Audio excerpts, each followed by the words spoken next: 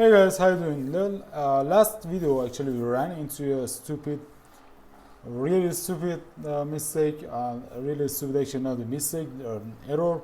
Well, SQL model is actually still in development, and it's a real small version, and you can see from the number of version, and we know that it's just 1 year out, and there are lots of probable bugs in it, and this is not really ready for production. However, we just passed through that, and we're going to the update session, and actually let's see how it works. And by the way, the problem was in this this part actually, the session that refresh part, and if you just comment this one, will work properly. Anyway,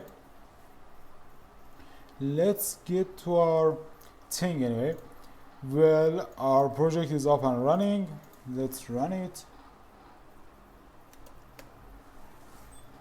Okay, we got this.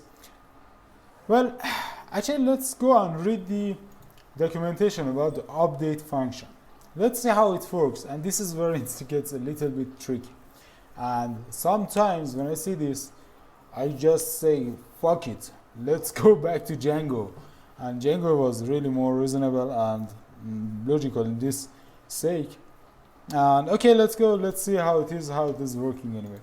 As actually documentation says, in case if you want to update some model, just like our, I don't know, where's this guy, just like our user model, well, you might want to edit just the name or just the family, and you don't want to fuck with other dudes, fuck with actual other columns. Like if you want to change the name, you don't want to change the family too, you don't want to change the email too. So this is giving us a simple way to do this.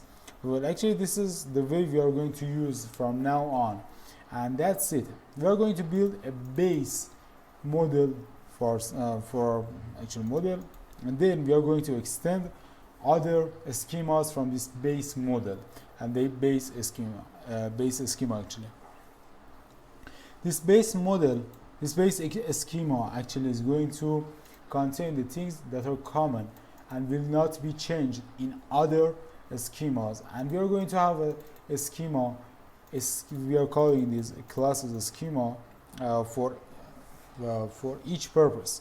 A schema for creation, a schema for reading, a schema for actually adding the table, and a base schema which is called, I don't know, user base or hero base, whatever the fuck you want to tell it. Okay, well, I have to tell that if this shit is going to be continued this way, I'm going to switch back to Django, really, because that's going to take a lot of time writing this just for the sake of some documentation. No, bro, that's not a lean, you know. I want to make things as fast as possible, and this is not really fast.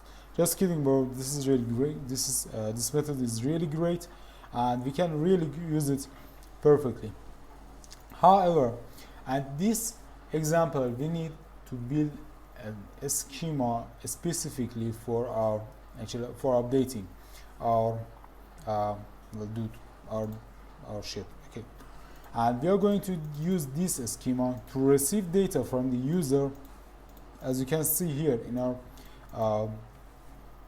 update function, we are going to receive hero, or the data that is sent by user as a hero update object, and this is going to be actually used as our base model. And as you can see, the database hero, actually the row of that database, is going to be get using the ID and the base and the actual hero which we got here, which is related to our table, and this is going to our base object, and this is a check for if this doesn't exist, raise some exception. However, the hero data, actually the hero data is is going to be a dictionary of things that are not changed, that are actually changed in our base hero, this hero which has been sent by the user, you know.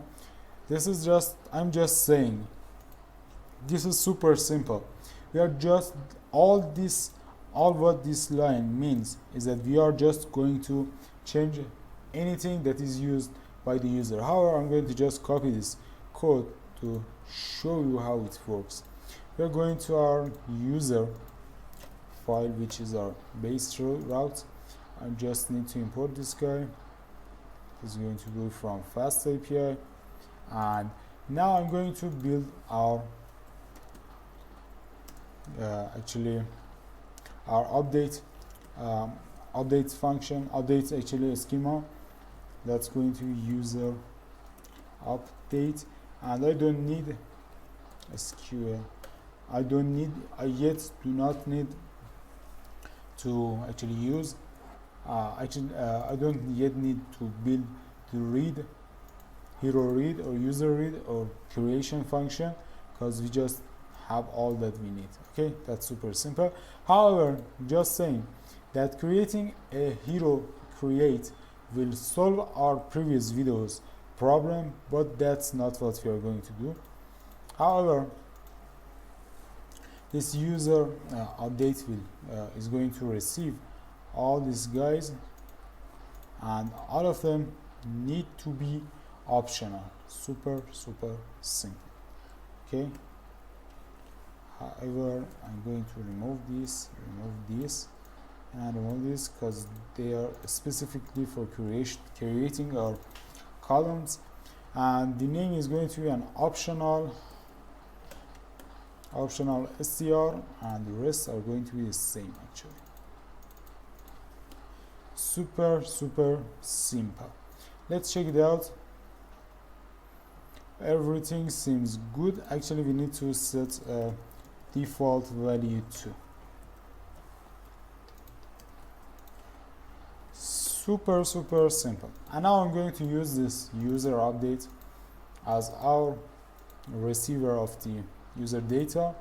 Response model is going to be a simple user, which is totally okay, and this is going to get a user from the target. However, I'm going to change this app to router to these heroes to users. However, we got the user. I'm going to change it to update, and however, this is not really required. Well, just saying that if you approach a single route, I don't know, our route looks like something just like example.com/API/ our route is going to be looking something like this. If you actually send a request to this URL using a post method, this function is going to be run. Actually, we will run this function. If the user approaches and requests to this URL using a patch method, actually, this function is going to be run.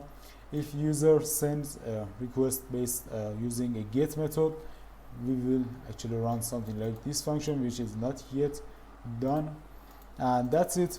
You know, this is not actually, in case if you are not familiar with these methods, that's it. That's all it. Okay, super simple. I'm going to change this stupid hero to user, and user-id. I need to change all signs of hero, and that's it. Everything is looking okay, and I need to change this user-data hero-data to user data, and that's it. So we can see this is super simple. Hero, as the documentation says, let me find the exact goddamn line for you.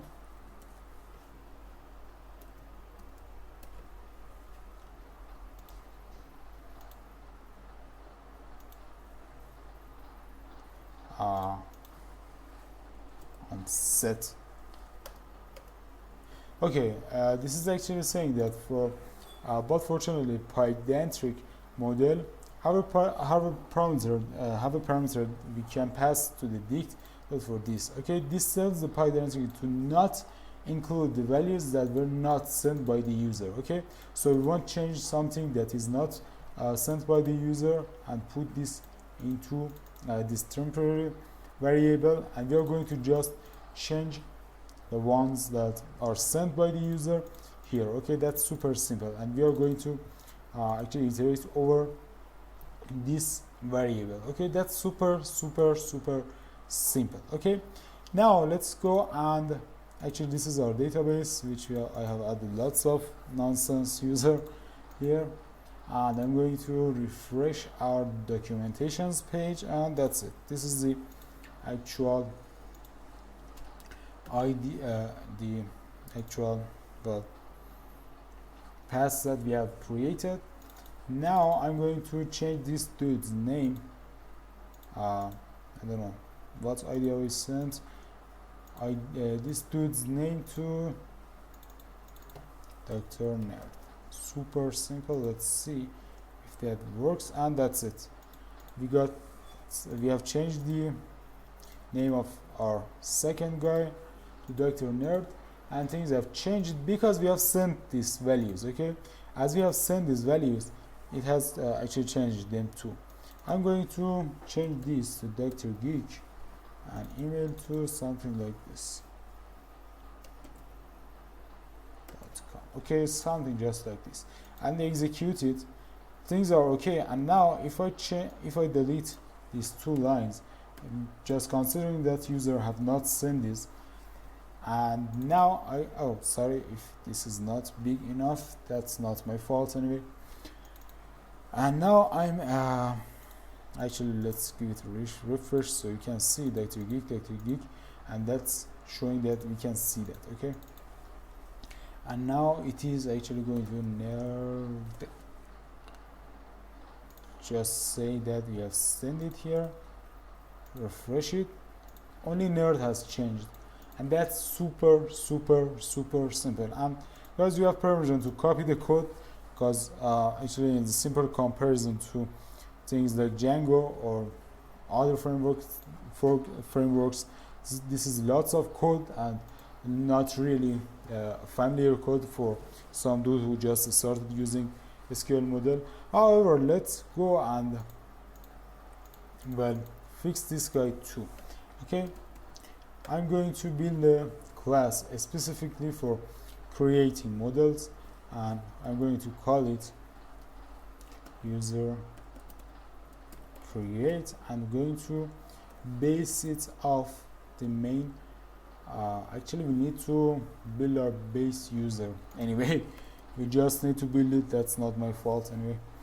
I'm going to build a class user base, which is going to be SQL model, and this is not going to be a table. Actually, going to cut this to this part anyway, and this user create is just going to inherit the user base, and that's it. That's all this guy is going to do, and this is actually going to be based off this guy, and this is super just oh fuck. I have a real addiction. Actually, I have an allergy to this green lines under words, and I need to just get them the fuck off. Okay, that's it. We have user create, which only receives this guy, and I'm going to use this as our model for creation. Okay, that's it, dude.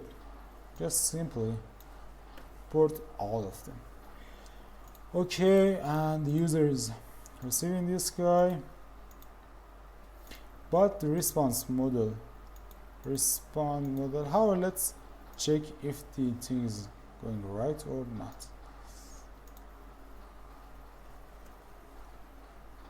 Okay, actually now we just need to send name, family, and email. Super simple. Okay, super simple. And as you can see, this user create just inherited these guys, and the user cannot set the ID. Actually, the guy who is using this API will not be able to send ID and set the ID. And let's check it out.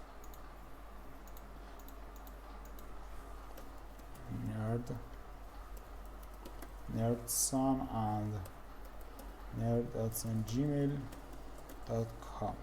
Let's see if that works. And we got a server error. Let's see if, and that's it. Okay, we got an error, which seems like that's problem from this get session function. Well, I will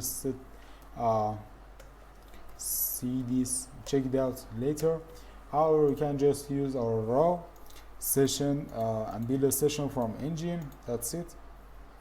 Let's check the way. Sorry, let's check it out. Actually, still we got an error. User create. Okay, this is our problem. This is something that I forgot. We need actually to change the type of the hero to our base hero, and that's just it. To actually change it to our table friendly hero, and that's going to be something like this: user from db equals actually a user dot from ORM, and here we get this guy user. And now we are going to use this as our base user, and also this guys set the type of the response to our user read, and class is going to be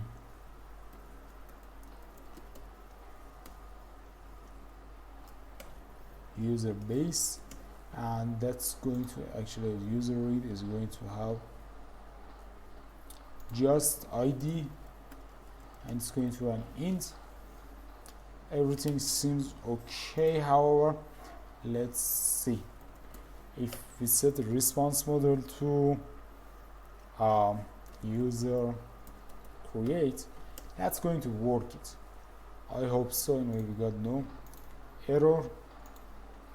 Okay, we got this done, and now we get our response back. However, sometimes we need to actually receive our response in with the ID actually, and I'm going to check out whether if this is going to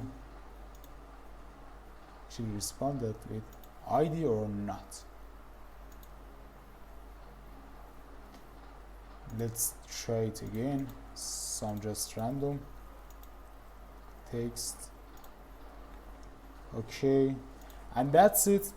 If you want to, you actually can modify the type of the response model. Super simple, and you can just build however you want. And now I just wanted it to be simple, just user ID, and that's it. Super simple. However, I will see you in next session, and we will learn how to delete a row and actually get all the data we have in our rows. Super simple. And that's it. Goodbye till next video.